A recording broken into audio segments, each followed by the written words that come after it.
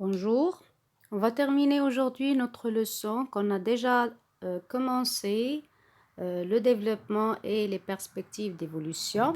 On a déjà travaillé avec les notions de base, les indicateurs du sous-développement et aujourd'hui on va traiter les théories explicatives du sous-développement. Alors je vous invite à revoir les 2 vidéos précédentes pour comprendre le reste. Présentation brève de la vidéo. On va parler des théories qui expliquent le sous-développement d'après des facteurs internes, des facteurs externes et les facteurs de blocage à la croissance qui sont à la fois internes et externes. On va voir qu'on a 5 en fait, 5 théories qui expliquent le sous-développement et une théorie qui est hors programme, mais il faut la connaître quand même. Bon, pour les facteurs internes, il y a 2 thèses, il y a 2 théories. La première, c'est la thèse du retard de Rostow.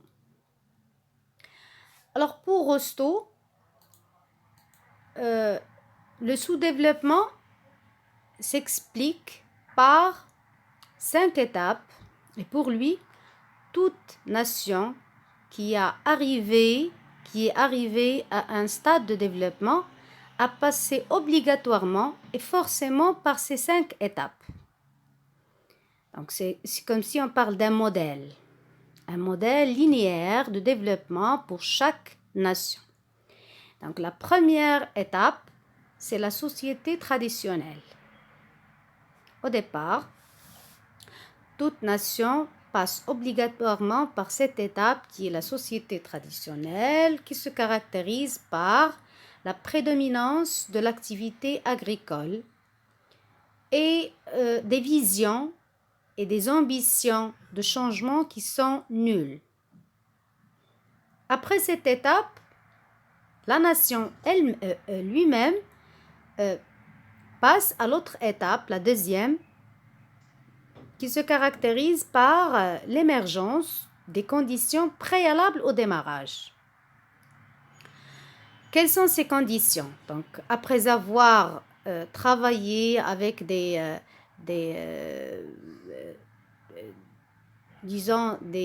éléments qui sont traditionnels et seulement dans l'activité agricole, cette nation arrive à avoir des conditions préalables.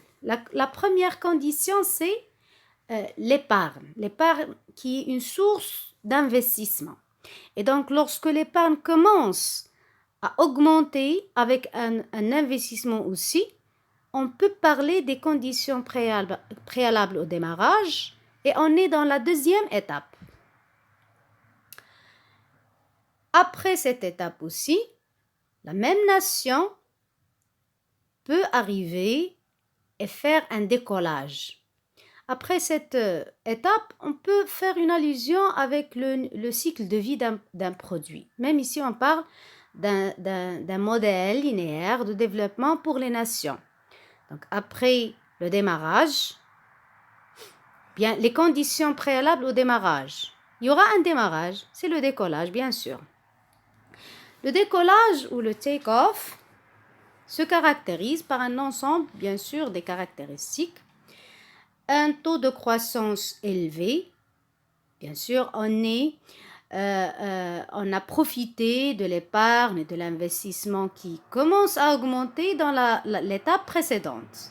Et donc, on arrive à un taux de croissance élevé avec un taux d'investissement qui représente de 5 à 10% du PNB, produit national brut. Aussi, cette étape se caractérise par la création d'industries motrices. Qu'est-ce que ça veut dire, industrie motrice? Donc, cette nation, si elle arrive à avoir un taux d'investissement élevé, ça veut dire qu'elle investisse forcément dans l'industrie et surtout ici, on parle de spécialisation.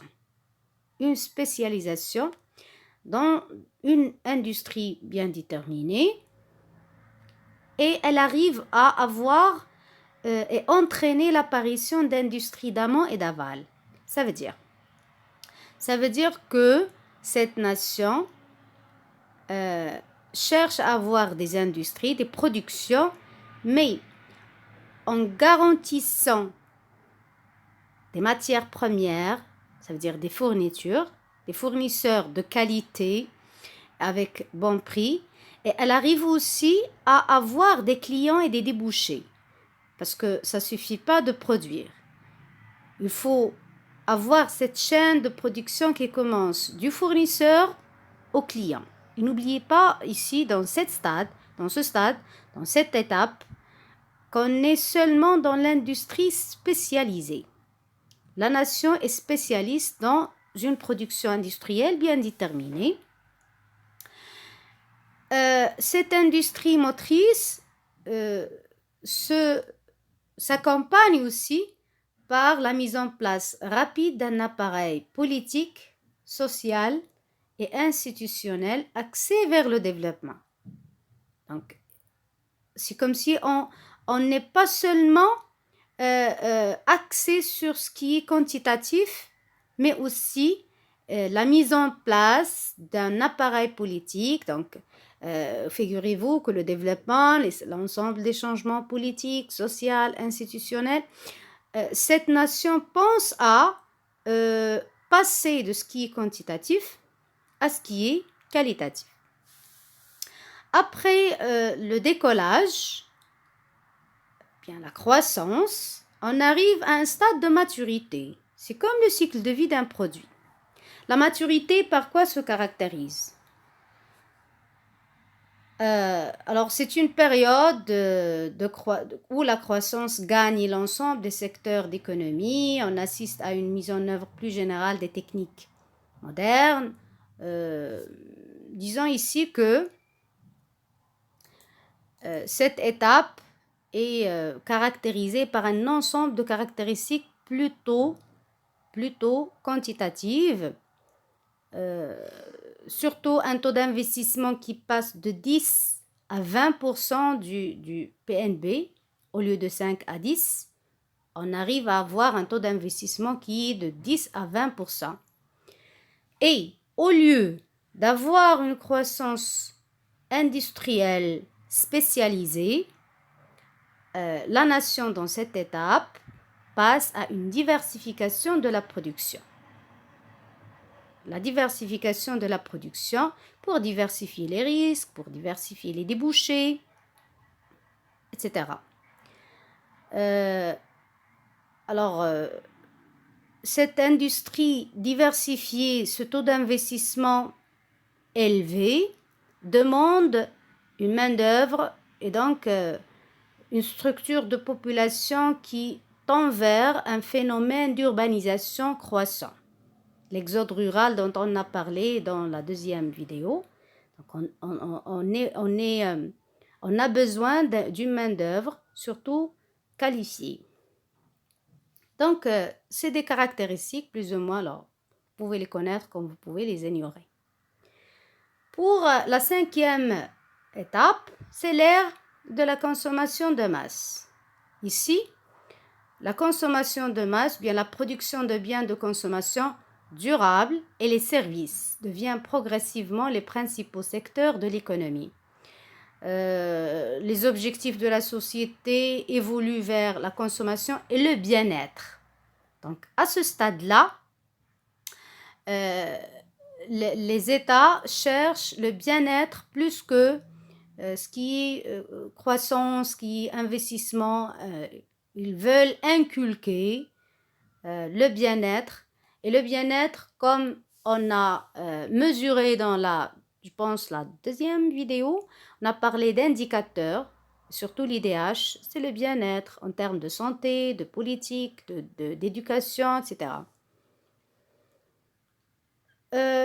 Parmi les caractéristiques, c'est la recherche de la puissance et l'influence extérieure. La nation aussi passe d'un état gendarme à un état providence, donc la protection de ce qui est social. Donc des caractéristiques plus ou moins qualitatives. On est toujours dans les facteurs internes. Tous ces facteurs bien la thèse de Rostow, je répète un petit peu, c'est un ensemble d'étapes forcément suivies par une nation pour arriver à un stade de développement. Et donc, il y a des critiques adressées à ce modèle de Rostow. C'est un modèle plus ou moins américain et aussi pas toutes les nations ont les mêmes spécificités. Ça veut dire qu'ils doivent passer forcément par ces stades. Donc chaque nation a des spécificités bien déterminées. Aussi, il y a un autre élément, c'est que la thèse du retard est un peu ancienne. Actuellement, il y a d'autres défis, d'autres problèmes différents de ce qui était le jour où Rostow a pensé à cette thèse. Bien sûr, seulement pour clarifier les choses, vous n'êtes pas demandé à avoir les critiques adressées au modèle. La clé, finalement, thèse, on vous dit comme les clés pour répondre dans les examens.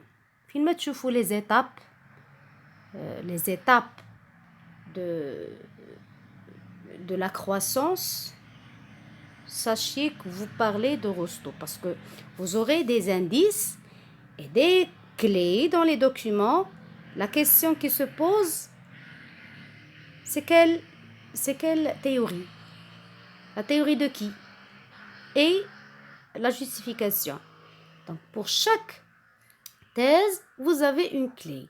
Pour Rostow, les clés, c'est les 5 étapes de la croissance ou bien le retard, la thèse de retard de développement. Les facteurs internes, on a une autre thèse, c'est le cercle vicieux de pauvreté de Nursk.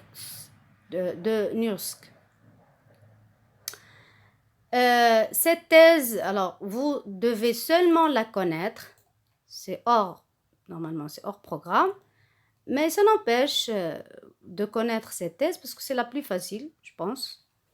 Le cercle vicieux de la pauvreté. Une nation pauvre, automatiquement, c'est une nation qui a une insuffisance de revenus. Quelqu'un qui est pauvre, ça veut dire son revenu est insuffisant. L'insuffisance de revenus résulte à la fois ou bien d'une insuffisance de la demande ou d'une insuffisance de l'épargne. Mais avant, ça veut dire cercle vicieux déjà. Alors, le cercle vicieux et le cercle vertueux. C'est quoi la différence? C'est que le cercle vicieux, c'est un cercle où le point de départ, c'est le point d'arrivée et on passe par un ensemble d'étapes défavorables. Chaque étape ou chaque élément aboutit à un autre élément aussi défavorable. Et c'est très difficile de sortir de ce cercle vicieux. En arabe, c'est halaqa mufraga. Donc, c'est très difficile de sortir de ce cercle vicieux. Sinon, il faut casser un lien par une solution externe. Le point de départ de cercle vicieux qui explique l'insuffisance du revenu par l'insuffisance de la demande. Alors, si on a un revenu faible, automatiquement, la consommation diminue. Ça aboutit à une consommation faible. Si la consommation faible, cela décourage la production et l'investissement. Donc, l'incitation à l'investissement est faible. C'est normal puisque les producteurs seront découragés à produire puisqu'il n'y a pas de débouché. Il n'y a pas à qui on va vendre. Et si l'investissement est faible, automatiquement, il n'y aura pas d'embauche ou bien il y aura des minimisations des heures de travail et donc des salaires faibles. Si les salaires sont faibles, on revient au point de départ, c'est que les revenus seront faibles. Et vice-versa, on commence dès le début, donc le point de départ, c'est le point de départ qui est le revenu faible, c'est le point d'arrivée. Donc c'est très difficile de sortir de ce cercle vicieux de la pauvreté. Si on va expliquer le revenu national par l'insuffisance de l'épargne, c'est la même chose. Le revenu est, divisé en deux, une partie consommée, une partie épargnée. Si les revenus sont faibles, donc la part à épargner sera aussi faible. Et si l'épargne qui est source d'investissement est faible, automatiquement, il y aura une diminution des investissements. Sinon, pour casser aussi ce cercle vicieux, il faut avoir d'autres sources d'investissement autres que l'épargne, généralement l'emprunt. Et donc, on revient aussi au point de départ, un investissement faible donne des salaires faibles et enfin, finalement, un revenu faible. On revient aussi au point de départ. Donc, les cercles vicieux de la pauvreté de Nurse, c'est l'explication du revenu national par l'insuffisance de la demande ou l'insuffisance de l'épargne qui sont des mécanismes qui empêchent les pays à se développer. Donc, c'est une cause du sous-développement, c'est le cercle vicieux de la pauvreté. Autrement dit, si un pays veut sortir ou veut sortir de cette situation de sous-développement, il faut casser ce cercle vicieux de pauvreté parce que pour Nursk, c'est la cause principale de sous-développement. On passe maintenant aux facteurs externes. Facteurs externes aussi, il y a deux théories. La première, c'est la théorie de l'échange inégal de Emmanuel. Donc, les échanges inégaux, la première des choses dont parle Emmanuel, c'est le commerce extérieur inégal. Et c'est normal. C'est quoi la cause du sous-développement des pays? C'est que ces pays sous-développés sont obligés à produire et à exporter des produits à faible valeur ajoutée, avec bien sûr des prix faibles. Et qu'est-ce qu'ils importent? Ces pays sous-développés importent auprès des pays développés des produits et des biens de forte valeur ajoutée avec des prix élevés. Donc, il y a ici une inégalité de commerce extérieur entre les pays sous-développés et les pays développés. C'est ça le commerce extérieur inégal d'Emmanuel. Et cette théorie est très demandée et vous aurez l'occasion d'avoir beaucoup d'exercices au niveau de cette théorie. Ce commerce inégal détériore les termes d'échange réels. Les termes que vous avez eu l'occasion d'avoir au niveau des échanges extérieurs. Comment on calcule les terres? C'est le prix moyen de la tonne exportée sur le prix moyen de la tonne importée. Et puisque le commerce extérieur est inégal en faveur des pays développés et au détriment des pays sous-développés, chaque pays sous-développé va avoir une détérioration de ses termes d'échange réels. Autrement dit, ce pays sous-développé vend à l'extérieur moins cher qu'il lui achète plus cher et il vend moins cher.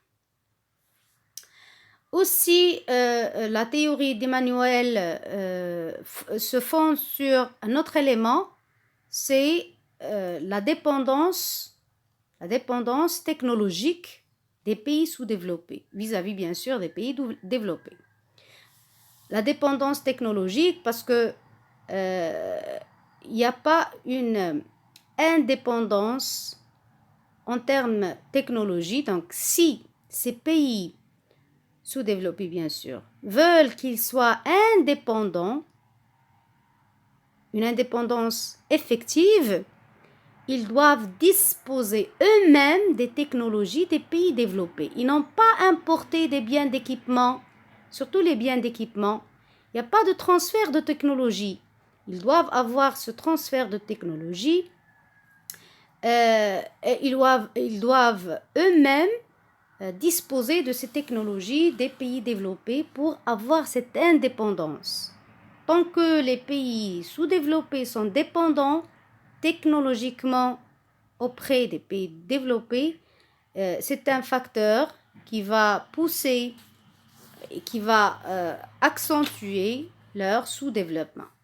Donc, la dépendance ici, en termes de commerce extérieur, de détérioration des termes d'échange réel et technologique, ce sont des facteurs externes pour Emmanuel qui expliquent le sous-développement. La quatrième théorie et la deuxième théorie au niveau des facteurs externes, c'est la théorie des rapports centre-périphérie de Samir Amin. Samir Amin ici parle de relations entre les pays centres et les pays de la périphérie. Les pays centres sont les pays capitalistes et les périphéries sont les pays pauvres. Aussi, c'est une clé ici. La clé ici, c'est ce deux mots.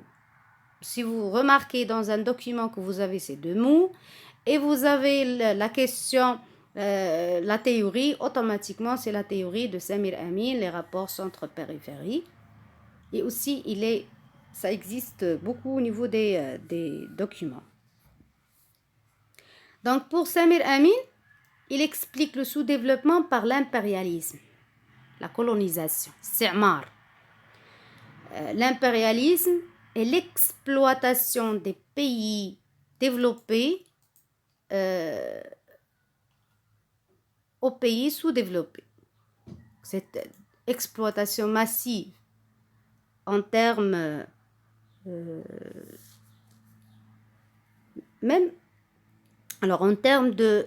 d'exploitation des matières premières, la délocalisation de la production, surtout la production polluée, le rôle que jouent les firmes multinationales en termes qu'ils profitent des salaires faibles, la fuite des cerveaux.